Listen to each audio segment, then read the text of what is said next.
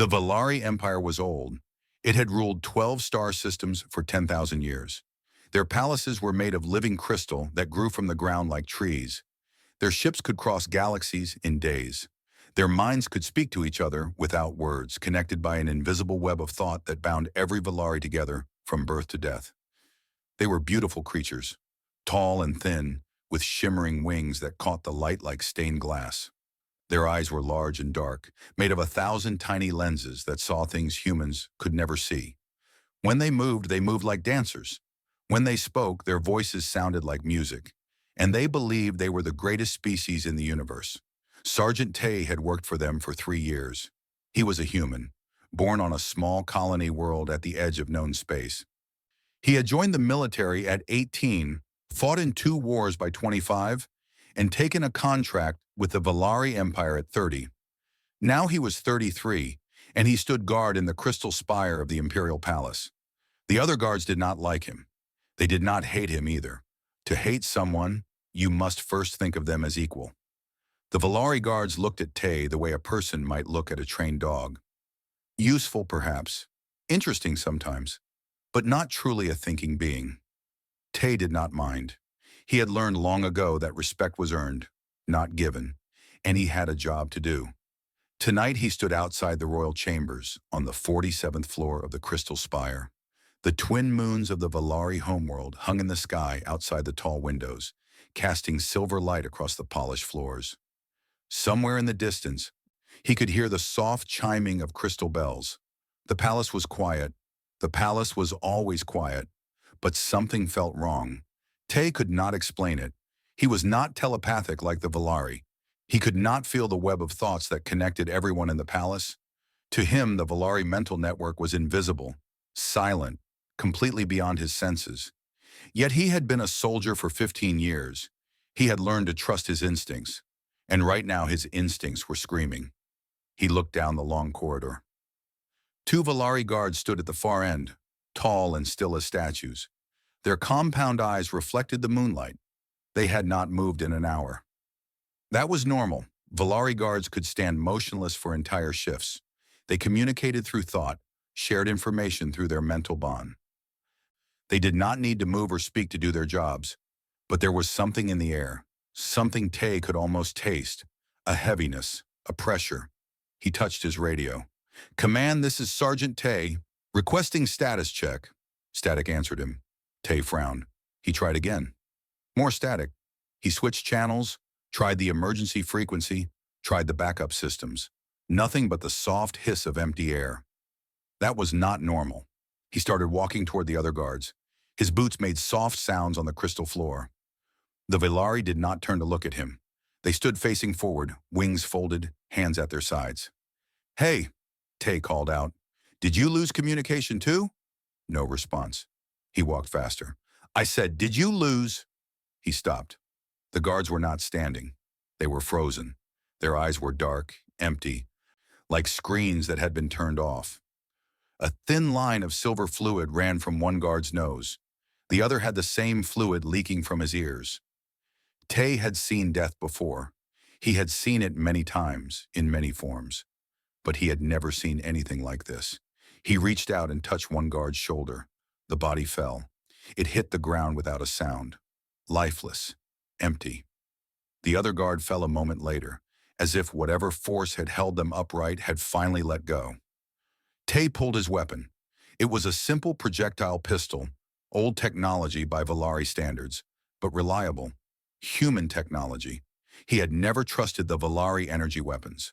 Too complicated. Too many things that could go wrong. He started running.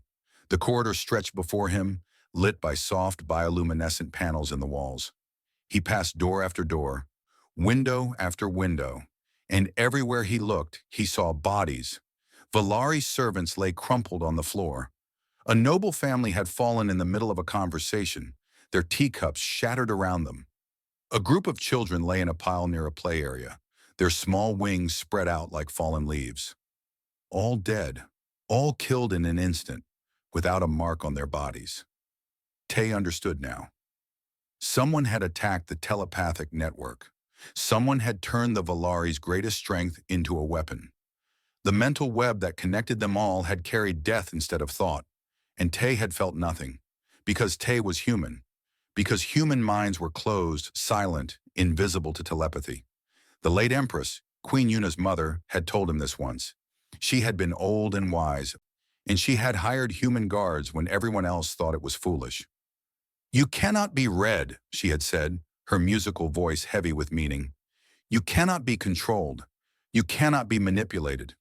To us, your mind is a wall of stone. Some find this disturbing. I find it valuable." Tay had not fully understood then. He understood now. He ran faster.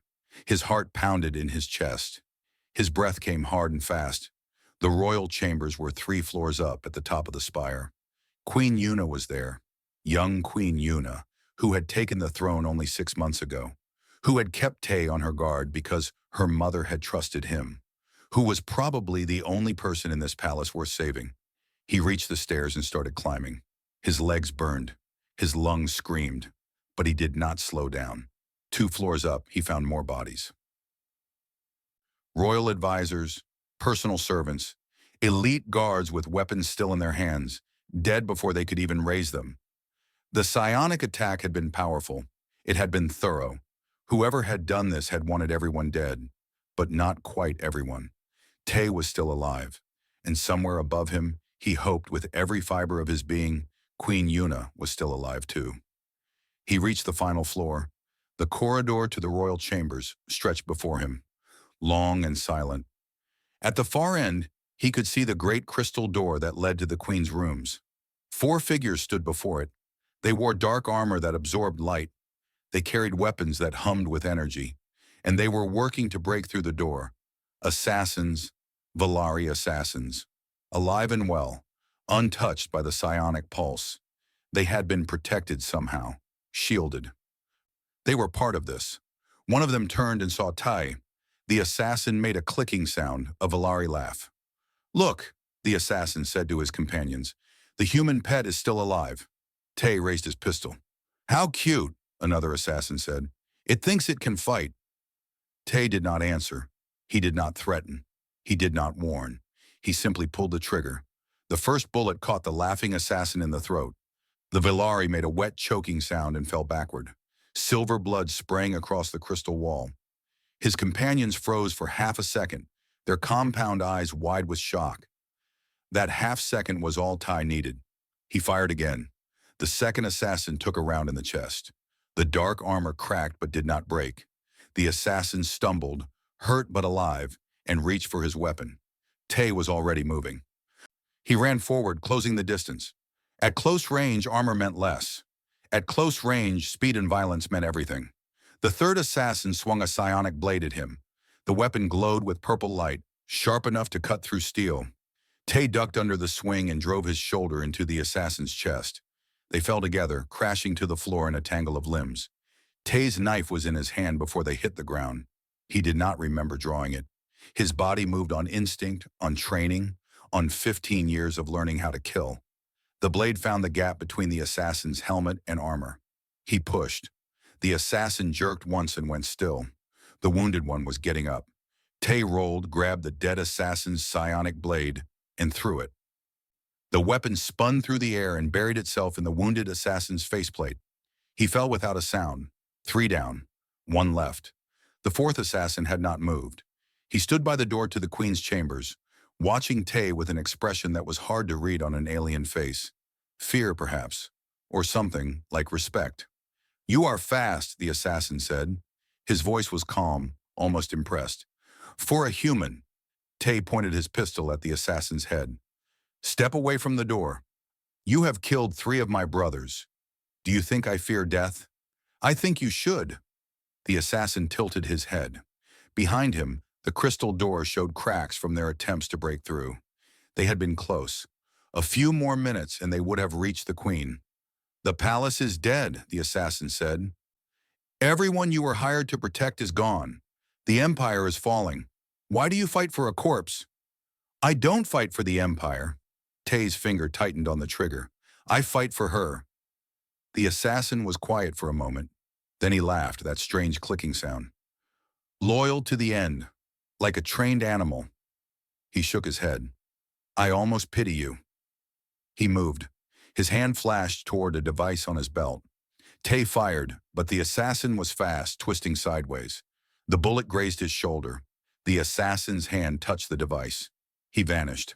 A personal teleporter, short range, enough to escape the immediate area. Tay cursed. The last assassin had run.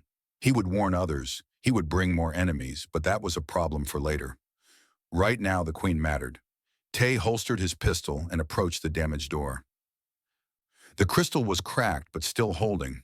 He could see where the assassins had tried to cut through with their psionic blades. Deep grooves marked the surface, but the door had held. The royal chambers had been built to withstand attacks. He knocked. The sound echoed in the silent corridor. Your Majesty, he called. It's Sergeant Tay, the human guard. I'm the only one left. Silence. Long, terrible silence. Tay pressed his hand against the door. It was warm under his palm, alive in the way all Valari crystal was alive. He could feel it humming softly, as if it was thinking. Please, he said. I know you're in there. I know you can hear me. The assassins are gone. I killed 3 of them. The 4th ran. But more will come. We need to move. More silence. Then a voice, soft and musical, trembling with fear. How do I know you are not one of them? Tay closed his eyes. How could he prove himself? He was not telepathic. She could not read his mind. She could not feel his intentions. You don't, he said honestly. You don't know. I could be lying. I could be a traitor. But your mother trusted me. She hired me when everyone told her not to. She said humans could not be controlled by the mind. She said that made us valuable. He paused, remembering the old empress. Her kindness, her wisdom, the way she had looked at him like he was a person, not a pet. Your mother was the first Valari who ever treated me as an equal, Tay continued. She died 2 years ago, and I stayed. I stayed because she asked me to protect you. And I will protect you, Your Majesty. I will protect you until my heart stops beating. But I cannot do that through a closed door. The silence stretched. 1 second, 2, 3. Then the door slid open. Queen Yuna stood in the doorway. She was young, barely an adult by Valari standards. Her wings were folded tight against her back, pressed so close they almost disappeared. Her large dark eyes were wet with tears that gleamed like silver in the moonlight. She was beautiful. She was terrified. And she was alive. I felt them die, she whispered. Everyone. Thousands of minds all at once. They screamed into the network, and then they went silent. I felt my advisors die, my servants, my friends. Her voice broke. Children. I felt children die. Tay did not know what to say. He could not imagine what she had experienced. To feel thousands of deaths through a telepathic bond, to hear their final thoughts, their fear, their pain. It was horror beyond anything he could understand. I know, he said finally. I'm sorry, I'm so sorry. But we have to go. More killers will come. We need to get you somewhere safe. Yuna looked at him. Her compound eyes studied his face, his bloody hands, the bodies of the assassins behind him. You killed them, she said. It was not a question. Yes. You are wounded. He looked down. There was blood on his side, soaking through his uniform. One of the assassins must have cut him during the fight. He had not noticed. It's not bad, he lied. Yuna stepped out of her chambers. She moved slowly, carefully, like someone walking through a nightmare. Her bare feet touched the cold crystal floor. Her wings trembled. Where do we go? She asked. The underground hangar. There are escape ships there. We get you on one, get you off this planet, get you somewhere safe. Then we figure out who did this and make them pay. The queen nodded slowly. She looked once more at the bodies of the assassins, at the silver blood pooling on the floor. My mother was right about you, she said softly. About humans. What did she say? She said you were like fire. Dangerous, unpredictable, impossible to control. Yuna met his eyes. But if the fire is on your side, there is nothing in the universe that can stand against it. Tay did not smile. There was no time for smiles. But something in his chest warmed at her words. Stay behind me, he said. Do exactly what I say, and whatever happens, do not stop moving. He drew his pistol and checked the ammunition. 6 rounds left. Not much. Not nearly enough for what was coming, but it would have to do. Together, the human and the queen stepped into the darkness of the silent palace, walking through a tomb of 10,000 bodies toward whatever fate awaited them below. The palace was a maze of crystal corridors and sweeping staircases. In normal times, thousands of Villari moved through these halls. Servants carried trays of food, nobles discussed politics in quiet corners, guards patrolled in perfect formation, their minds linked in an unbreakable web of awareness. Now there was only death. Tay led the queen through the silence. He avoided the main corridors, using service passages and forgotten hallways that he had memorized over 3 years of patrol. He had always been curious about the palace, always exploring during his off hours. The other guards had laughed at him. What use was mapping a building when you could simply share knowledge through telepathy? Now that knowledge was saving the queen's life. They passed through a servant's wing. Bodies lay everywhere. Kitchen workers had fallen beside their ovens. Cleaners had dropped with mops still in their hands. A young Villari, barely more than a child, lay curled in a corner, her small wings wrapped around herself like a blanket. Yuna made a sound, a soft, broken sound that came from somewhere deep in her chest. She stopped walking and stared at the child's body. "We cannot stop," Tay said gently. "She was my handmaiden's daughter." Yuna's voice was hollow. "Her name was Bora. She liked to bring me flowers from the garden." Tay looked at the small body, at the peaceful expression on the child's face. The psionic attack had been instant. She had not suffered. That was the only mercy he could find. "I'm sorry," he said. "I truly am. But we have to keep moving. If we don't, Bora's death means nothing. Everyone's death means nothing." Yuna stood frozen. Her wings twitched. Her hands clenched at her sides. For a moment, Tay thought she would refuse, that the horror would be too much, that she would simply stop and wait for death. Then the queen straightened her spine. She wiped the silver tears from her eyes. When she looked at Tay, there was something new in her gaze, something hard. "Lead the way," she said. They continued through the palace. Tay kept his pistol ready, checking each corner before they turned. His wound was bleeding steadily now, soaking through the makeshift bandage he had tied around his chest. He ignored the pain. Pain was just information. It could wait. They reached a narrow staircase that spiraled down through the center of the spire. Emergency lights flickered along the walls, casting strange shadows. Somewhere below, Tay heard the echo of footsteps. Many footsteps. He pressed himself against the wall and held up a hand. Yuna stopped immediately, pressing close behind him. He could feel her trembling, could hear her rapid breathing, but she did not make a sound. The footsteps grew louder. Voices drifted up the stairwell. Villari voices speaking quickly, urgently. "The human killed 4 of the advance team." "Impossible. 1 human against 4 trained assassins? I saw it myself. He moved like nothing I have ever seen. No hesitation, no fear. We could not read him at all." "Where is he now?" "Somewhere in the upper levels, with the queen." "Find them.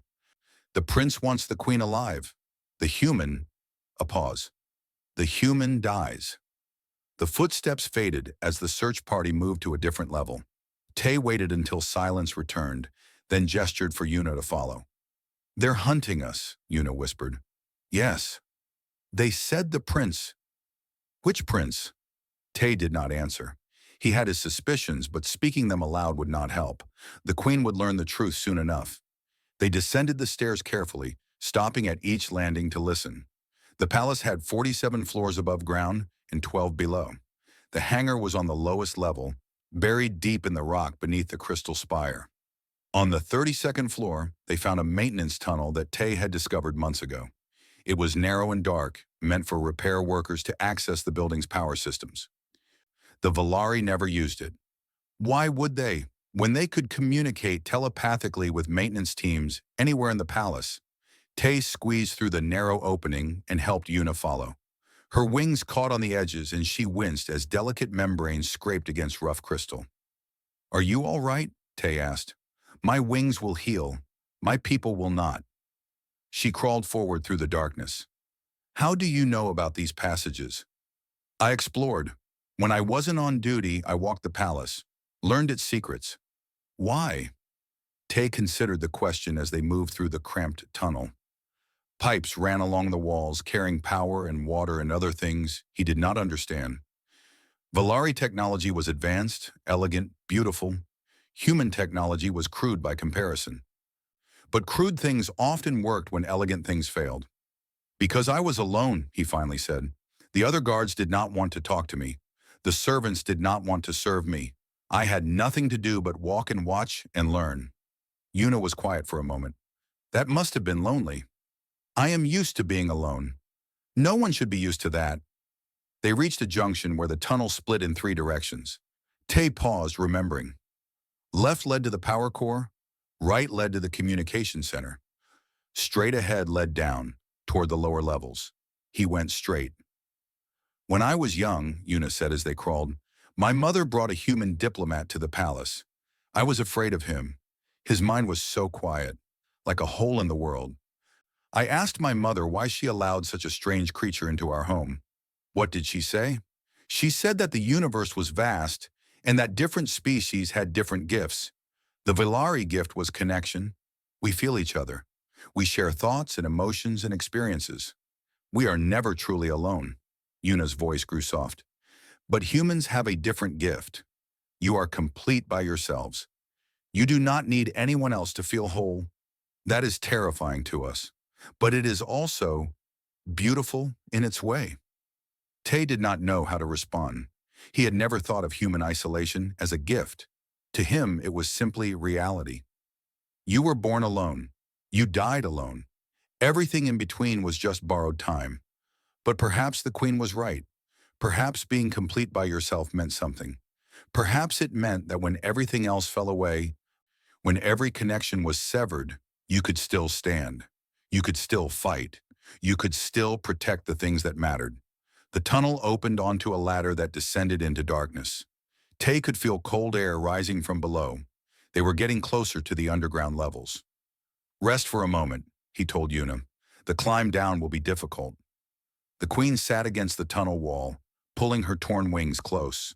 Her feet were bleeding, cut by the rough crystal and cold metal of the passages. She looked exhausted. She looked broken. But she was still moving, still fighting, still refusing to give up. Tay checked his pistol again. Still 6 rounds. He had not fired since the fight with the assassins. 6 bullets to get the queen to safety, 6 bullets against however many enemies waited below. He had faced worse odds. Once, on a colony world called New Haven, he had held a bridge against 30 enemy soldiers with nothing but a rifle and 12 rounds. He had survived. Barely. This would be harder, but the principle was the same. You did not count the odds. You did not calculate your chances. You simply fought until you could not fight anymore. Sergeant Tay, Yuna said softly. He looked at her. Thank you, she said, for staying, for not running. You could have escaped. You could have saved yourself, but you came for me instead. Tay met her eyes. In the darkness of the tunnel, they gleamed like black diamonds. I will always come for you, he said. Always. Then he turned and began the long descent into the depths of the palace. The ladder seemed endless, rung after rung, descending through darkness so complete that Tay could not see his own hands. He climbed by feel, by instinct, trusting his muscles to remember the pattern. Grip, step, lower. Grip, step, lower. Above him, he could hear Yuna following.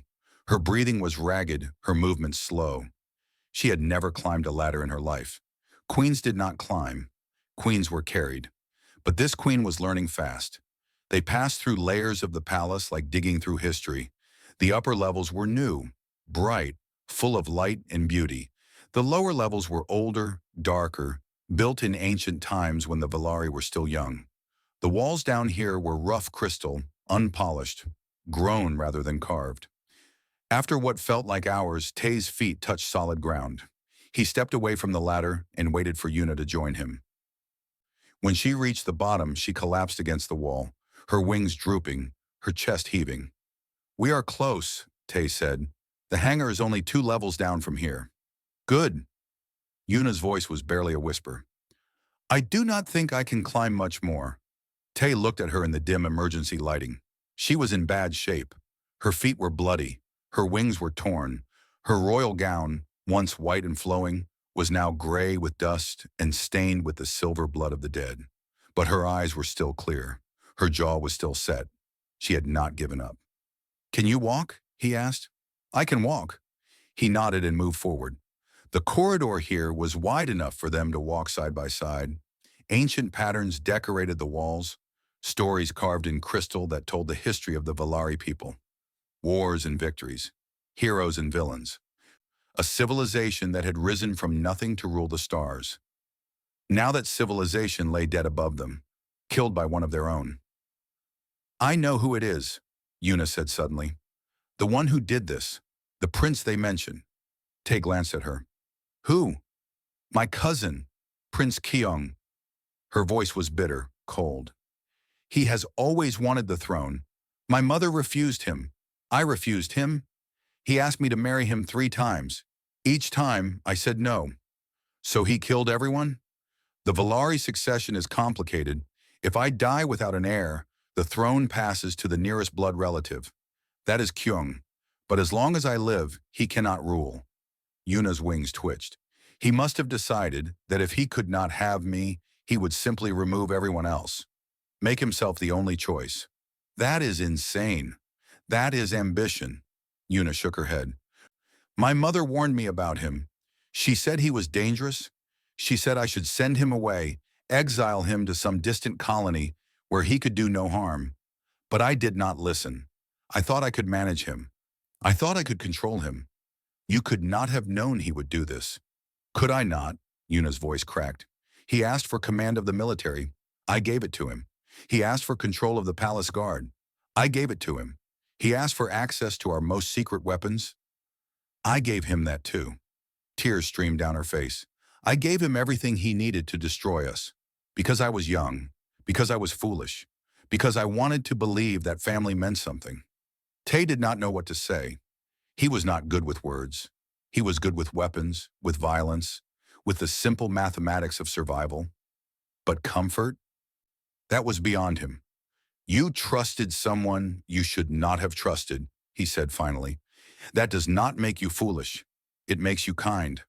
Kindness is not a weakness. Tell that to the 10,000 dead. They walked in silence after that. The corridor sloped downward, leading them deeper into the heart of the planet. The air grew colder. The emergency lights grew dimmer. Shadows gathered in corners like living things. On the 11th underground level, they found signs of recent activity. Boot prints in the dust. Scorch marks on the walls. Someone had been here recently. Tay held up his hand. Yuna stopped immediately. Wait here, he whispered. I will scout ahead. No. Yuna's voice was firm. I will not hide in the darkness while you face danger alone. Not anymore. Your Majesty, I am not just a queen, Sergeant. I am a Valari. My people are warriors. My ancestors conquered worlds. She lifted her chin. I may not have your strength or your weapons, but I will not cower, not while my kingdom burns. Tay looked at her for a long moment. Then he nodded slowly. Stay close, he said. If I say run, you run. No arguments. Agreed. They moved forward together, staying low, keeping to the shadows. The corridor opened into a wider space, a transit hub where several passages met. Emergency lights flickered overhead, casting everything in shades of red and orange. Bodies lay here too. Valari workers, probably maintenance staff who had been in the lower levels when the attack happened. They had tried to flee. They had not made it far. And among the bodies stood 3 figures in dark armor. Soldiers. Not assassins this time, but regular troops. They were searching the bodies, checking faces, looking for something or someone. Tay pulled Yuna behind a support pillar. They pressed themselves against the cold crystal, barely breathing. Spread out, one of the soldiers said. The queen must be trying to reach the hangar. Check every passage. What about the human? What about him? He is one man. If you see him, kill him. The soldiers split up, each taking a different corridor. One of them walked directly toward the pillar where Tay and Yuna were hiding. Tay pressed his hand over Yuna's mouth. She understood, going completely still. Her heart was pounding so hard he could feel it through her chest. The soldier passed within arm's reach. His compound eyes scanned the shadows. His weapon hummed softly in his hands. He did not see them. Tay waited until the soldier's footsteps faded. Then he waited longer, counting heartbeats, making sure. When he finally released Yuna, she let out a shaky breath. "How did he not see us?" she whispered. "He was looking for movement, for signs of life." Tay allowed himself a small smile. "Humans are very good at being still when we need to be." They moved again, taking a passage the soldiers had not chosen. The hangar was close now. Tay could smell fuel and metal, the scent of ships and machinery. But something was wrong. The smell was too strong, too sharp. They rounded a corner and stopped. The underground hangar stretched before them, vast and dark. Emergency lights revealed the shapes of royal escape vessels, sleek and fast, designed to carry the Queen to safety in times of crisis. But the ships were not intact. They were burning. Every single one of them had been destroyed, reduced to slag and melted metal. Fires still smoldered in the wreckage, sending plumes of black smoke toward the distant ceiling. Their escape route was gone. "No!" Yuna breathed. "No! No! No!" A voice echoed through the hangar, a familiar voice, calm and cruel. "Little Yuna, I wondered when you would arrive." From the shadows stepped Prince Kyung, flanked by dozens of soldiers. His armor gleamed in the firelight. His compound eyes glittered with triumph. "Welcome to the end of your reign," he said. Prince Kyung looked exactly as Tay remembered him, tall and elegant, with wings that shimmered like polished steel. His compound eyes held an intelligence that bordered on cunning. His voice was smooth, musical, the kind of voice that could convince people to do terrible things while believing they were doing good. Tay had never trusted him. From the first day they met, something had felt wrong. But it was not his place to question the Queen's family. It was not his place to speak against a prince. Now he wished he had. Yuna stepped forward, her wings spreading despite her fear. "Kyung, you murdered our people. You destroyed everything." "I removed obstacles." Kyung walked closer, his boots clicking on the metal floor. Behind him, his soldiers fanned out, forming a semicircle that blocked every exit. "The Valari Empire was stagnant, Yuna. Your mother ruled for 200 years and accomplished nothing. You would have ruled for another 200 and accomplished even less. The empire needed change. It needed strength. It needed genocide." Kyung tilted his head. "The psionic pulse was regrettable, but necessary. The old guard would never have accepted me as ruler. They were too loyal to your bloodline, too bound by tradition." He gestured vaguely toward the ceiling, toward the silent palace above. "Now they are gone, and the empire will rise from their ashes, stronger than before. Under my guidance." "You are insane. I am practical." Kyung stopped a few meters away, close enough for Tay to see the cold certainty in his eyes. "This did not have to happen, Yuna. I offered you partnership, marriage, a shared throne. Together, we could have reformed the empire peacefully, but you refused. Again and again, you refused. You left me no choice." Yuna's voice trembled with rage. "No choice. You chose to murder children, Kyung. You chose to kill innocent people who had done nothing wrong. There is always a choice." Spoken like someone who has never truly wanted power, Kyung shook his head sadly. "You were always weak, Yuna. Soft. Too much like your mother. The universe has no place for softness. Only strength survives." Tay had been counting soldiers while they talked. 27, all armed with energy rifles, all wearing the dark armor of the palace guard. His odds of fighting through them were 0, but he was not planning to fight through them. "Let her go," Tay said. Kyung's eyes shifted to him. The prince looked at the human the way one might look at an insect that had suddenly spoken. "Ah, the pet. I forgot you were still here." Kyung smiled, showing rows of small sharp teeth. "You know, I actually admire you. My assassins were elite warriors, trained since birth. You killed 3 of them in seconds. That is impressive for a primitive." "Let her go," Tay repeated. "Take me instead. I will be your prisoner, your trophy, the human who tried to stop you, but let the queen escape." Kyung laughed. The sound echoed through the burning hangar, cold and empty. You think I care about you? You are nothing. A curiosity. A mistake of evolution. The prince stepped closer, studying Tay with clinical interest. Do you know why humans disturb us? It is not your silence, your mental void. It is your persistence. Your species should have died 1,000 times. Ice ages, wars, diseases. Every time you should have been destroyed. But you survived. You always survived. Like vermin? Is that supposed to insult me? It is supposed to explain why I will enjoy killing you. Kyung drew his sword. The blade was long and curved, made of the same living crystal as the palace. It hummed with psionic energy, sharp enough to cut through armor like paper. But first, I need the queen to understand something. He turned back to Yuna. You will not die today. Not yet. I need you alive for the coronation. The 12 systems must see you transfer power to me willingly. They must believe this was your choice. I will never. You will. Because if you do not, I will hunt down every surviving Valari in the Empire. Every colony, every outpost, every ship. I will kill them all, one by one, until you are the last of your species.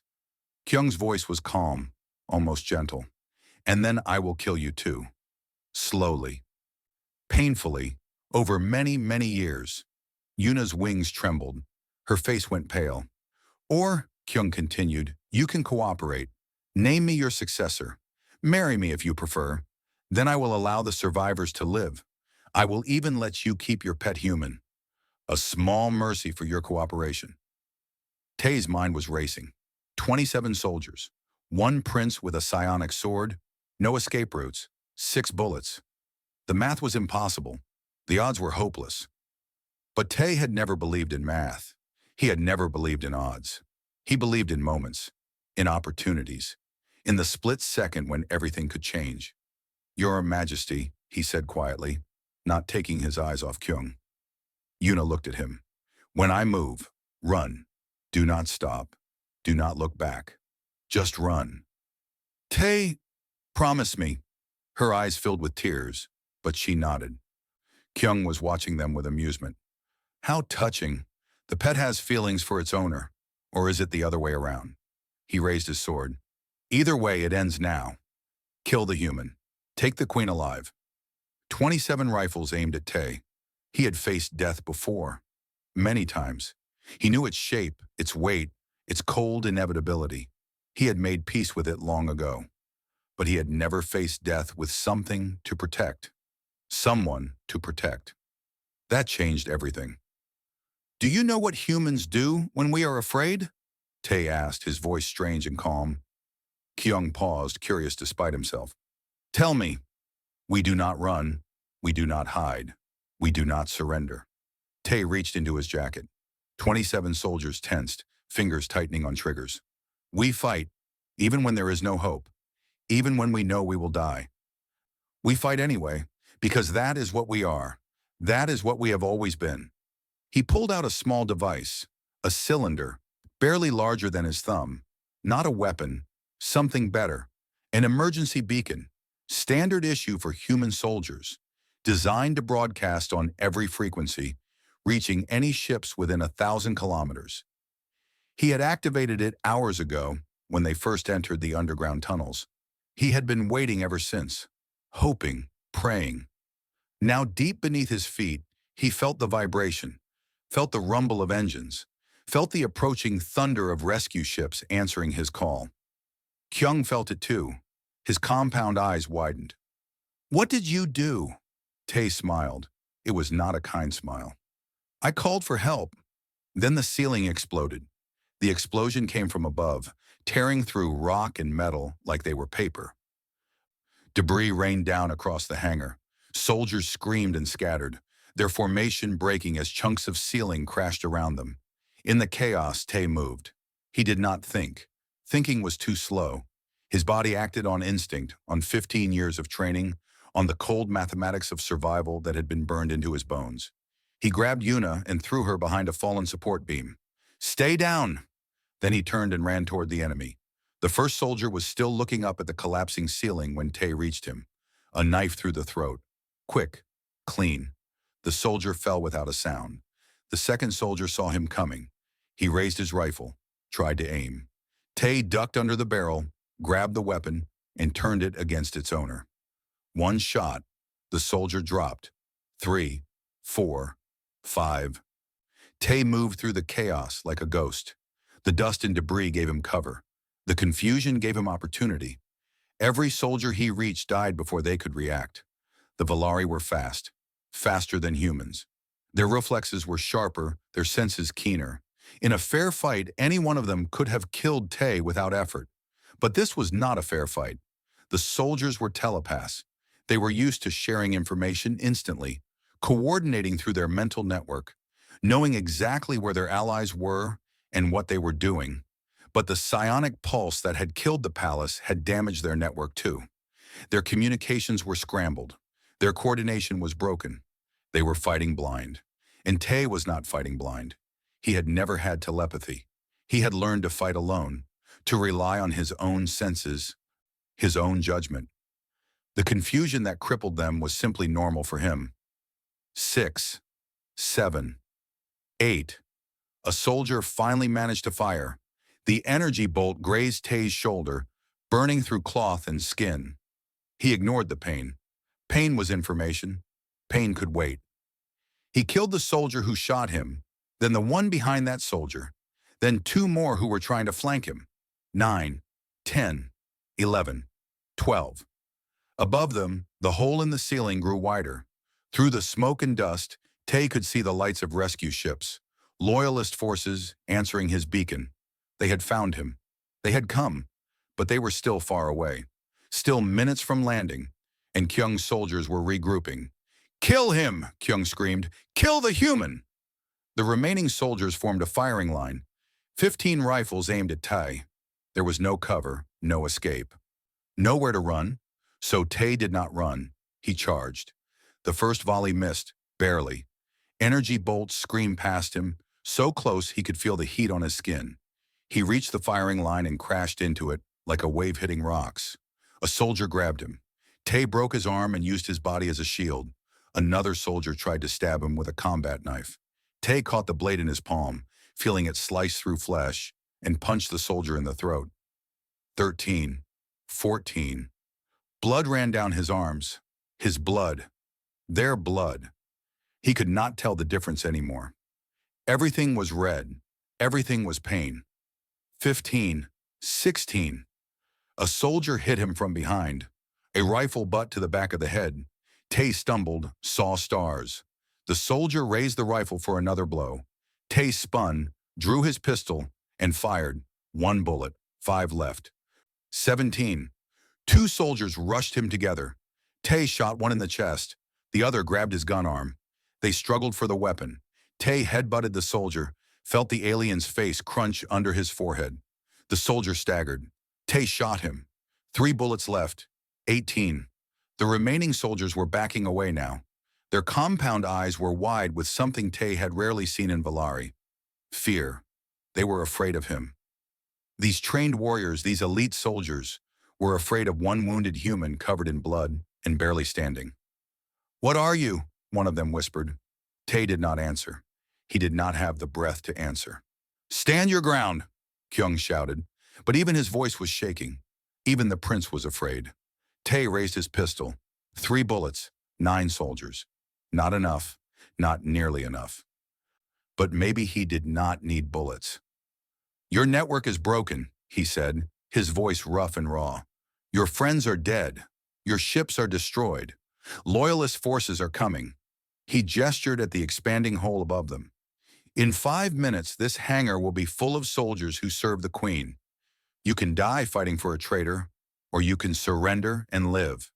The soldiers looked at each other, looked at their fallen comrades, looked at the human who had killed 18 of them in less than a minute. One by one, they dropped their weapons. Kyung screamed with rage. "Cowards! Traitors! I will kill you all myself!" He charged at Tay, his crystal sword blazing with psionic energy. The blade hummed through the air faster than thought, aimed at Tay's heart. Tay raised his pistol and fired. The bullet took Kyung in the shoulder.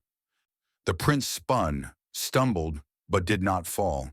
He swung his sword again. Tay dodged, felt the blade slice across his chest. Another wound. More blood. He fired again. This time the bullet hit Kyung's leg. The prince finally fell, crashing to the ground with a sound like breaking glass. One bullet left. Tay walked toward him. Each step was agony. His body was screaming at him to stop, to rest, to collapse. But he kept walking. He stood over the fallen prince and aimed his pistol at Kyung's head. "Do it!" Kyung hissed. "Kill me! Be the animal you are!" Tay's finger tightened on the trigger. Every part of him wanted to pull it. This creature had murdered thousands, had tried to steal an empire, had destroyed everything Tay had sworn to protect. One bullet, one shot, justice. But it was not his justice to give. He lowered the weapon. "Yuna," he called, his voice barely audible. "Your Majesty, it is over." The queen emerged from behind the support beam. She walked across the blood-soaked floor, past the bodies of the fallen, until she stood beside Tay. Her compound eyes took in the carnage, the destruction, the wounded prince at their feet. 18 soldiers, she said softly. "You killed 18 soldiers." 19, Tay corrected, "if you count the ones from before." Yuna looked at him, at his wounds, his blood, his exhausted eyes. "My mother was right about you," she said, "about humans. You said that before. I will say it again, as many times as I need to." She reached out and took his hand. Her fingers were cool against his burning skin. "You are fire, Sergeant Tay. You are fire." Above them, the first rescue ship descended through the hole in the ceiling. The cavalry had arrived, and somehow, against every odd, the queen still lived. The days after the massacre were quiet. Loyalist forces secured the Crystal Spire. Medical teams moved through the palace, collecting bodies, documenting deaths. The count grew higher and higher. 8,000 in the palace alone. Thousands more across the planet, in government buildings and military bases where the psionic pulse had reached. 10,000 dead. An entire generation of Valari leadership erased in seconds. Prince Kyung was taken to a holding cell deep beneath the surface. His wounds were treated, his crimes were recorded. He would face trial before the 12 systems, broadcast across every colony and outpost in the empire. The universe would see what he had done, and they would see what had stopped him. Tay spent 3 days in the medical wing. Human doctors had been brought from Earth, specialists who understood human biology. They stitched his wounds, treated his burns, pumped him full of blood to replace what he had lost. 17 wounds in total. The medical team could not believe he was still alive. They kept running tests, checking readings, convinced they had missed something. "You should be dead," the head doctor told him. "By every medical standard, you should have died in that hangar." Tay looked at his bandaged hands. "I had work to do."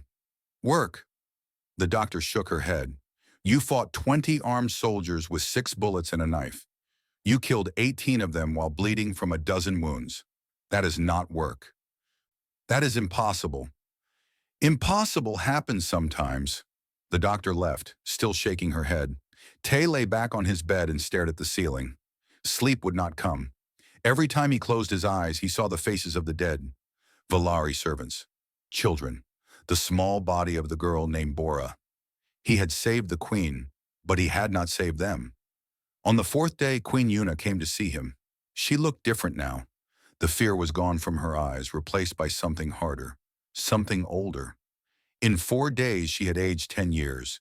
The massacre had burned away her innocence and left behind steel. "Sergeant Tay," she said, sitting beside his bed, "how are you feeling?" "I will live." "The doctors say you should not be able to walk. They say the damage to your muscles was severe." Tay shrugged. It hurt. Everything hurt. "Humans heal." "Yes." Yuna smiled slightly. "Yes, you do." They sat in silence for a moment. Outside the window, Tay could see ships moving across the sky, relief supplies from other systems, diplomats from allied worlds. The Empire was wounded, but it was not dead. "The trial begins tomorrow," Yuna said. "Kyung will face justice for his crimes." "Good. He asked to see you.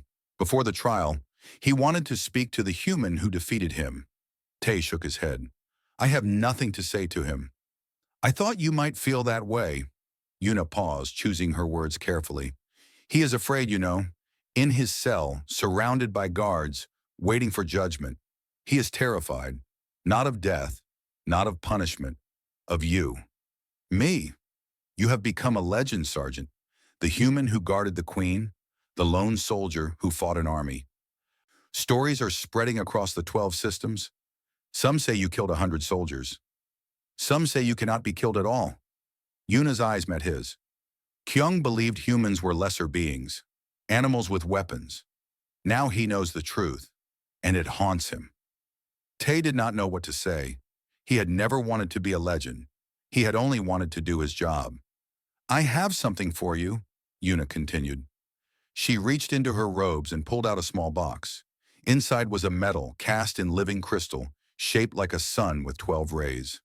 The Star of the Empire, she said, the highest honor our people can give. It has never been awarded to anyone outside our species. You will be the first. Tae looked at the medal. It was beautiful, delicate, the kind of thing that would shatter if he gripped it too hard. I did not fight for medals, and he said. I know. That is why you deserve one. Yuna placed the box on the table beside his bed. The ceremony will be held when you recover. The 12 systems will watch. They will see a human standing at my side, honored as a hero of the Empire. Why? Because I want them to understand. Yuna stood, walking to the window. Her wings caught the light, casting rainbow shadows across the room. The Villari believe we are the greatest species in the universe. We believe our telepathy makes us superior, our connection makes us strong. But when the silence came, that connection became our weakness. We fell. All of us fell. She turned to face him. Except you. You stood alone, without telepathy, without connection, without any of the things we believe are necessary. And you survived. You fought. You won. Her voice was fierce. I want the 12 systems to understand that strength does not come from mental bonds or ancient powers. It comes from here. She touched her chest, over her heart. It comes from the will to keep fighting when there is no hope, the courage to protect others when you cannot protect yourself, the loyalty that endures beyond reason, beyond logic, beyond death. She smiled. Humans have that strength. I have seen it with my own eyes. Tae was quiet for a long moment. Outside, the sun was setting over the crystal spire, painting the sky in shades of gold and purple. What happens now, he asked.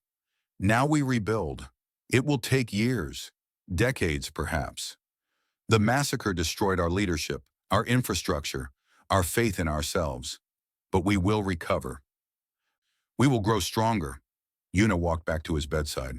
And I would like you to help us. Help how? Stay. Not as a guard, as an advisor, a partner, someone who can teach us what humans know about survival, about resilience, about fighting alone. She extended her hand. Will you stay, Sergeant Tae? He looked at her hand. Thin fingers, delicate bones, skin that shimmered like silk, the hand of a queen. Then he took it. I will stay. Yuna smiled. It was a real smile, warm and bright. The first true smile he had seen from her since the night the palace went silent. 1 week later, Earth's ambassador arrived at the Crystal Spire. She brought gifts from the human homeworld, trade agreements, military support, promises of friendship between species. After the formal ceremonies, the ambassador met privately with the Queen. Your Majesty, the ambassador said, Earth wishes to cement our alliance with your empire. We would offer any gift within our power. Name it, and it shall be yours. Queen Yuna thought for a moment. She thought of the massacre, of the silence, of the lone human who had stood between her and death when every other soul in the palace had fallen. Then she smiled. Send me more humans. The ambassador blinked in surprise. Then she laughed. That, Your Majesty, can be arranged. And so the story spread, across the 12 systems, across the galaxy. The tale of the night the palace went silent, and a lone human guarded the queen. It became legend. It became truth.